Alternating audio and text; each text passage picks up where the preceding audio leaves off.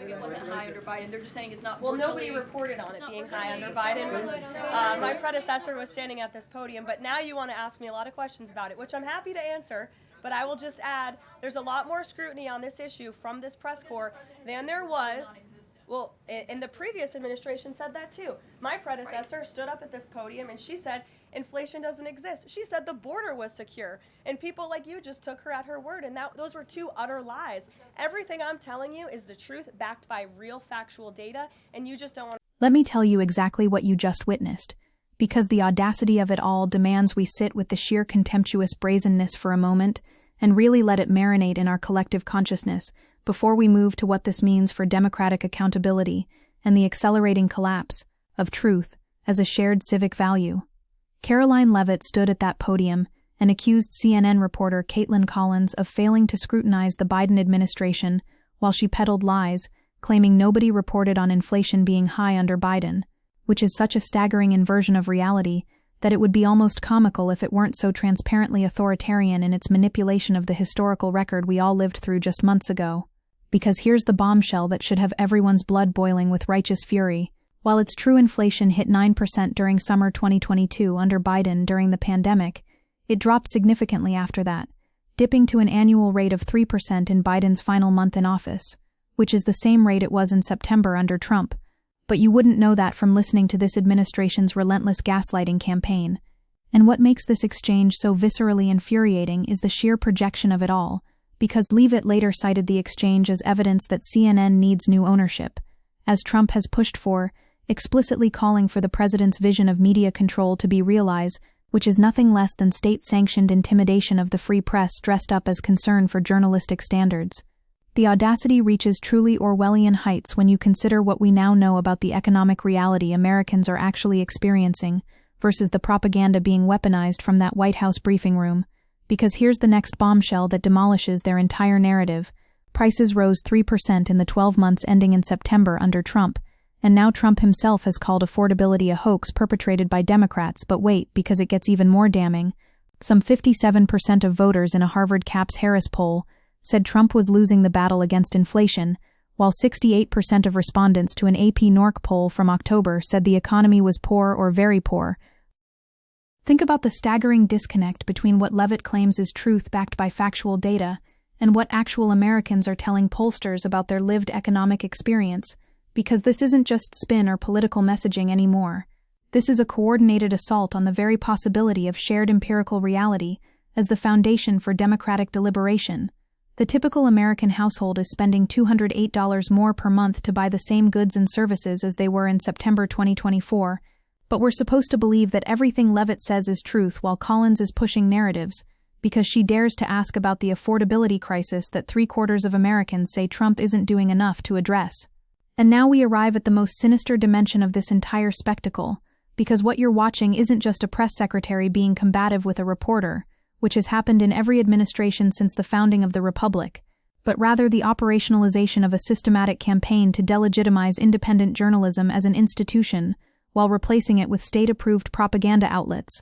The White House launched an online portal encouraging Americans to report news coverage they believe is biased or misleading, with the site featuring an offender hall of shame database of articles, news outlets and reporters the administration accuses of bias, false claims, lies, and left-wing lunacy. And if that doesn't send chills down your spine about the authoritarian playbook being deployed in real time, then consider this next revelation. The Pentagon press secretary told new credentialed outlets that legacy media chose to self-deport from the building, and national trust in mainstream media outlets has cratered to 28%, the lowest ever recorded, because the American people don't trust these propagandists, because they stopped telling the truth.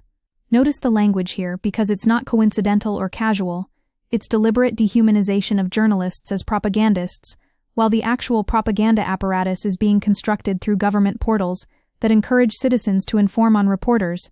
But let's zoom out and examine the larger pattern of authoritarian tactics being normalized through exchanges like the one we just witnessed, because Trump's approval rating has been plummeting in recent months because voters, especially those who identify as independent, are unhappy with the direction of the economy. Yet instead of adjusting policy or messaging to address legitimate concerns, this administration has chosen to wage war on the messengers and fabricate an alternative reality. Trump isn't just downplaying inflation or being overly rosy. He's pretending the problem simply doesn't exist. And arguably the biggest reason his approach is politically damaging is that Americans just haven't seen Trump take this issue head-on, with CBS polling showing 75% of Americans say the Trump administration has focused not enough on lowering prices, including 57% of Republicans. This is the con within the con, because Leavitt stands there accusing the media of pushing false narratives, while the administration she represents is engaged in the most brazen denial of economic reality since we were told that subprime mortgages were perfectly safe investments. Now here comes another bombshell that exposes the staggering hypocrisy at the heart of this administration's economic messaging. In the first 9 months of Trump's second-term, inflation edged upward by an average of around 2.7%, and in April a universal 10 to 25% import tariff sparked immediate pressure on consumer prices, with Deloitte forecasting average CPI growth will hit around 2.9% in 2025 and accelerate to about 3.2% in 2026 if tariffs remain elevated. So let me get this straight, because the cognitive dissonance is truly staggering. Biden's inflation was a crisis that demanded relentless coverage and accountability, but Trump's inflation, paired with tariffs that economists across the political spectrum warn will drive prices higher, is actually a sign of economic strength. That the fake news media refuses to report? The intellectual dishonesty is so profound it constitutes an assault on reason itself. And this matters immensely because the tariffs amount to an average tax increase of $1,200 per U.S. household in 2025, representing the largest U.S. tax increase as a percent of GDP since 1993, and Trump's imposed tariffs will raise $2.1 trillion over the next decade while reducing U.S. GDP by 0.5% before foreign retaliation. Yet Leavitt has the audacity to claim everything she says is backed by real factual data. The manufactured outrage about media bias becomes even more transparently cynical when you examine how this administration is systematically dismantling press access while elevating partisan loyalists to replace legitimate journalists, because among the new Pentagon arrivals are the far-right political activist Laura Loomer, who often has Trump's ear, the Gateway pundit which declared bankruptcy to avoid liability for judgment in defamation suits, and Lindell TV, backed by MyPillow founder Mike Lindell, who supported Trump's spurious claims of fraud in the 2020 presidential elections, with several new arrivals posting photos claiming they'd been given the former Pentagon office of a Washington Post reporter. This is the replacement they're engineering, where Karoline Collins asking about affordability is treated as hostile bias, while conspiracy theorists who've been successfully sued for defamation are welcomed as legitimate journalists. The Trump administration and the far right are engaging in dangerous un-American tactics to suppress speech they dislike, cementing their control over institutions and the public by undermining First Amendment rights, with federal figures who hold the highest-ranking positions in government leading the charge to crush dissent through both soft power and the levers of the federal government, including FCC Chair Brendan Carr threatening to deplatform comedian Jimmy Kimmel. What we're witnessing is the weaponization of the state apparatus against independent journalism in ways that would make Viktor Orban proud, and the Leavitt-Collins exchange crystallizes this authoritarian turn with chilling clarity, because when a government spokesperson stands at an official podium and declares that everything she says is truth, while accusing reporters of deliberately pushing false narratives for asking about inflation and affordability, we have crossed a threshold that should alarm everyone regardless of partisan affiliation. The Trump administration is mounting a historic assault on independent journalism and press freedom, including a $1.1 billion cut in public broadcasting funds to NPR and PBS stations, as well as a $10 billion defamation lawsuit against the Wall Street Journal.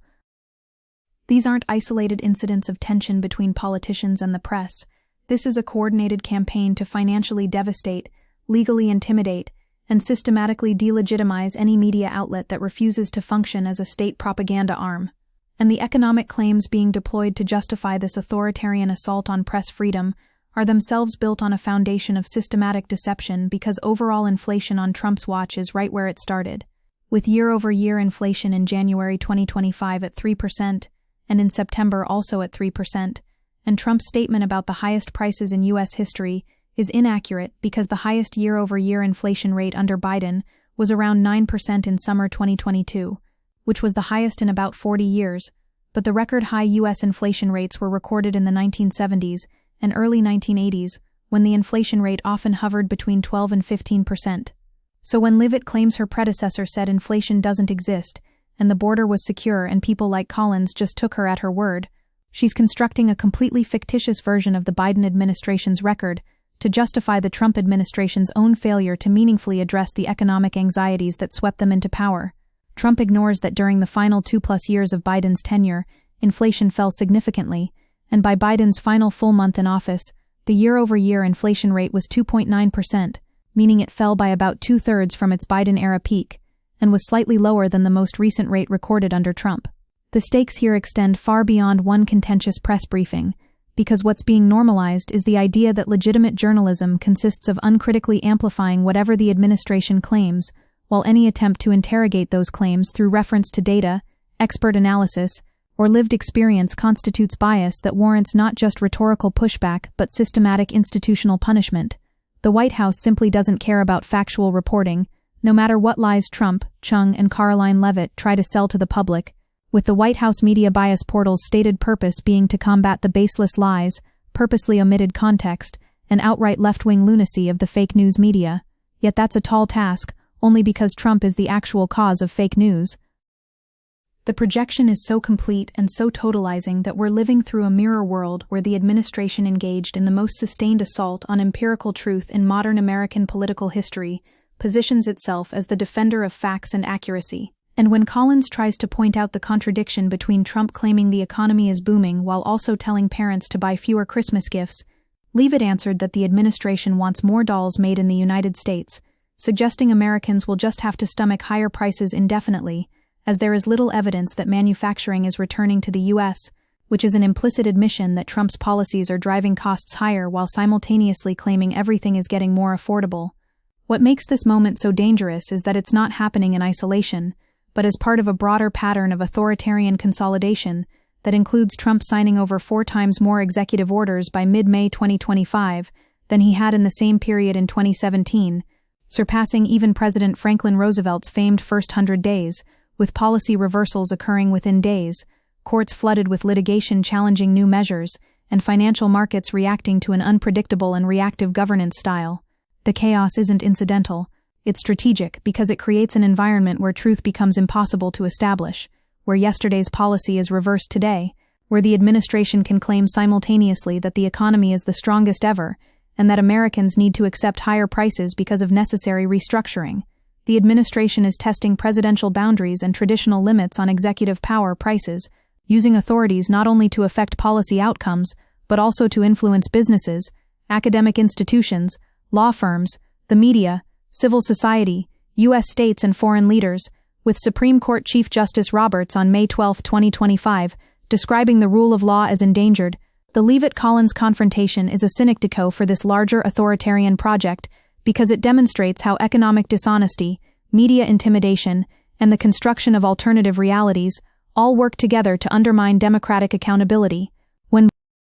65% of respondents to a CBS News YouGov survey said Trump's policies are raising food and grocery costs, and Trump has minimized affordability as an issue for Americans, saying in last week's cabinet meeting that affordability is a con job and doesn't mean anything to anybody, comments that were at odds with the week before when he called himself the affordability president. We're not dealing with normal political spin or message discipline. We're confronting a systematic rejection of shared reality as the basis for political contestation, and Leavitt standing at that podium, claiming the media didn't scrutinize Biden's inflation record, is such a perverse inversion of truth that it would be laughable if the consequences weren't so dire, because every major news outlet covered inflation extensively during the Biden years. It was arguably the dominant economic story of his presidency, but acknowledging that reality would undermine the narrative architecture that positions this administration as persecuted truth-tellers versus a hostile propaganda apparatus. The authoritarianism becomes even more explicit when you consider that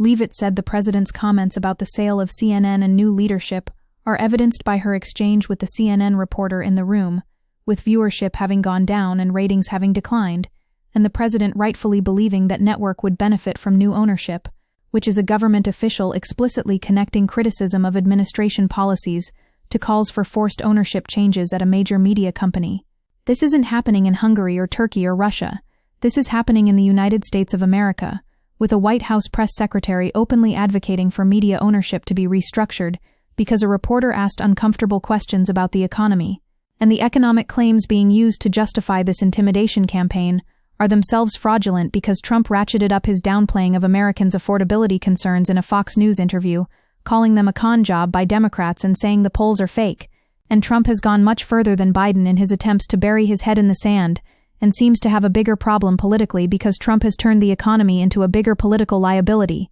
We need to be absolutely clear about what's happening here because the stakes are existential for democratic governance. The Department of Justice has indicted high-profile enemies of the president at his direct instruction, including former FBI Director James Comey and New York Attorney General Letitia James, and organizations and individuals who do not want to attract the ire of the Trump administration, face an uncomfortable choice of conforming to the ideals of the administration and the far right, or risking government-approved cancellation, a dangerous development that threatens Americans' fundamental right to free speech, with the Trump administration seemingly taking up the mantle of stoking a new right-wing-driven cancel culture which President Trump once called the very definition of totalitarianism. The hypocrisy is breathtaking, but it's also instrumental because when you can selectively deploy concern about cancel culture to protect your allies while using the full power of the federal government to intimidate critics, you've created a system where loyalty to the leader becomes the only principle that matters, and criticism becomes a form of sedition. What we witnessed in that briefing room was Karoline Leavitt performing authoritarianism, demonstrating for everyone watching that this administration will not tolerate questioning of its economic narrative, no matter how much that narrative contradicts observable reality, and that journalists who persist in asking about inflation, affordability, and the actual economic experiences of Americans will be publicly accused of deliberately pushing false information while facing threats of ownership restructuring, licensing challenges, and systematic delegitimization. The White House launched a media bias portal as a service to truth and transparency, with its purpose being to combat the baseless lies, purposely omitted context, and outright left-wing lunacy of the fake news media, calling on everyday Americans to support the truth and hold the fake news accountable by submitting biased or undeniably false articles, with so-called journalists having made it impossible to identify every false or misleading story, which is why help from the American people is essential. Declaring the days of the fake news media controlling the narrative with lies, fake anonymous sources, and willful bias are over. This is Stasi-level encouragement of citizen informants against journalists, wrapped in the language of transparency and accountability, but functioning as a mechanism for identifying and targeting reporters whose coverage displeases the administration. The economic reality that's being systematically obscured through this propaganda offensive is that for the past few months incomes have been growing only slightly after accounting for inflation, according to a recent study from the J.P. Morgan Chase Institute, with growth in a similar weak range to that seen in the early 2010s when the economy was climbing out of a bruising recession and the labor market was struggling. But instead of developing policies to address wage stagnation and cost pressures, this administration has chosen to deny the problem exists, attack journalists who report on it, and construct an elaborate apparatus for intimidating anyone who challenges their fictional narrative of economic triumph. And when confronted with polling showing Americans are deeply concerned about affordability, Trump called it a con job by the Democrats, and when asked why people are anxious about the economy, responded by questioning whether people really are saying that, declaring he thinks polls are fake, and claiming we have the greatest economy we've ever had, which is gaslighting on an industrial scale designed to make citizens doubt their own material experiences in favor of whatever the dear leader declares to be true. This is how democracies die in the 21st century, not through military coups or suspended elections, but through the systematic degradation of shared truth as a civic foundation, the weaponization of state power against independent institutions, and the construction of alternative realities where loyalty to the leader trumps all empirical evidence. When Karoline Leavitt tells Caitlin Collins that everything she says is backed by real factual data, while Collins just wants to push untrue narratives, she's not engaging in a good faith disagreement about economic policy. She's performing the epistemic violence that authoritarian regimes require to maintain power in the face of contradictory evidence.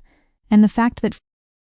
Leavitt claimed her predecessor said inflation doesn't exist, and the border was secure and people like Collins just took her at her word, and those were two utter lies, declaring everything she's telling Collins is the truth, backed by real factual data, and Collins just doesn't want to report on it, because she wants to push untrue narratives, is such a brazen projection of the administration's own relationship to truth, that it would be almost admirable in its audacity if the consequences weren't so catastrophic for democratic accountability. The truly terrifying dimension is how this authoritarian turn is being normalized through 1,000 cuts, each individual outrage seeming perhaps manageable in isolation, but collectively adding up to a fundamental transformation of the relationship between government and press. Investigative reporting often focuses on accountability and failure, on abuse of power, on corruption, on ways in which things are not working the way they're supposed to, while the foundation of explanatory journalism is looking at where we are and how things work, which has never been more important than now,